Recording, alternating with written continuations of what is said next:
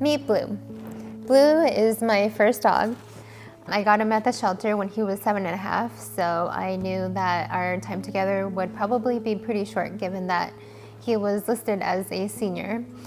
And he did die 2 years later at 9.5 in May of 2024, so coming up on 2 years now. Even though I knew that our time together would be short, I never would have imagined that he would die the way that he did.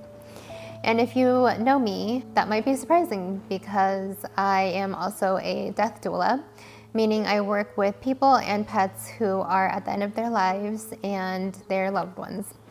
Specifically, I work with people recognizing and understanding and processing their grief. A lot of the time, people expect me to have a different response to death, dying, loss, and grief. And in some ways, that is true.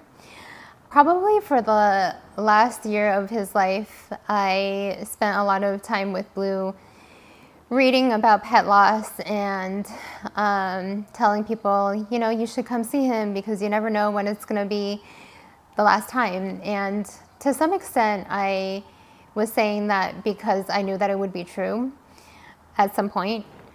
And to some extent, I think I was also trying to anticipate it myself.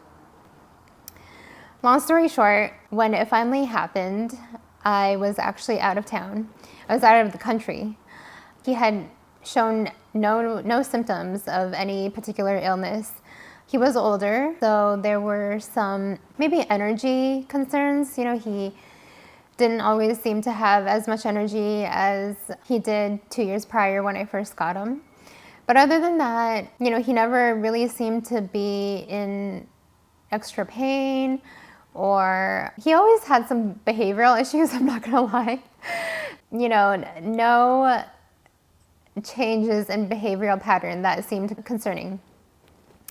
But when I was out of the country in Asia, so, you know, the other side of the world, I get a call from my friend saying that he had to take Blue to the vet because he was not eating, which was really bizarre for Blue if you knew him.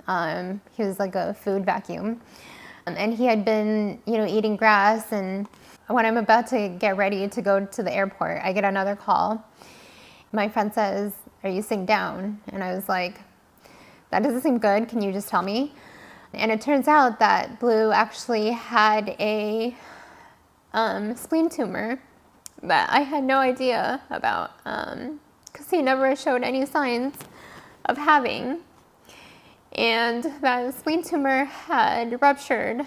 And the vet said that with chemo, the life expectancy would be 2 months.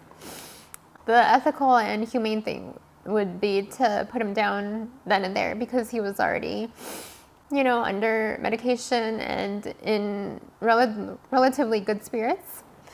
And so for me, it wasn't ever a question of like, you know, do I give him chemo? Because as someone who cares more about, you know, quality of life rather than quantity, I knew that the kind thing and the loving thing to do would be to let him go then and there, even though I couldn't be there.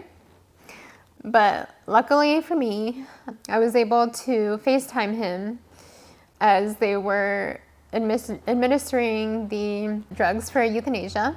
And so I decided that I would record, you know, as much of the FaceTime as I could because I knew that I wasn't even in the right space. I couldn't think, I couldn't feel, aside from obviously devastated, but also numb, and I just couldn't be present. And so I recorded some of the FaceTime, hoping that, you know, I would be able to watch it back and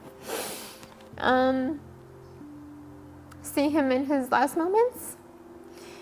All I remember is thinking that he looked like he was not suffering, and I was so glad. But also kind of like Of course he would die 24 hours before I got home, because that was just like his personality. He liked to stick it to me. So even, amidst all this grief and shock and devastation, there was still a bit of humor. I think it really drove home the experience of having lost a pet, because this was my first experience. And knowing that even though no grief journey and no loss is ever the same, but at least being able to understand how it can feel. Having had that experience, I think just driving home the feeling that, grief and having access to your emotions and memories are that much more important. Understanding why, this work matters so much to me, especially when grief and loss, whether it's a pet or a person or something else, happens to everyone. And we get to choose how we recognize it, understand it, and carry it for the rest of our lives.